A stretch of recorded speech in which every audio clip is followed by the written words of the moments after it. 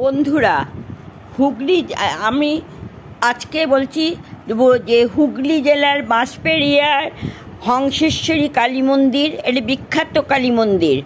এই মন্দিরটি 70 ফুট উঁচু, দক্ষিণমুখী কালী মন্দির। রাজা রামেশ্বর রায়ের প্রপৌত্র নৃসিংহদেবের রায় বাঁশবেড়িয়ায় হংসেশ্বরী মন্দির নির্মাণ কার্য শুরু করেন।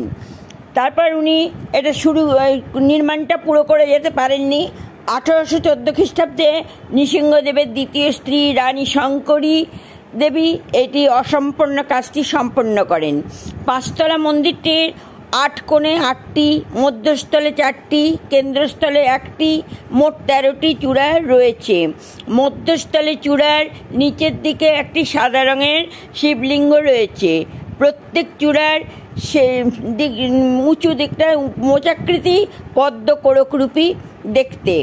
মন্দিরের গর্ভগৃহে সহস্রদল নীলপদ্মের উপর রয়েছে অষ্টদল পদ্ম।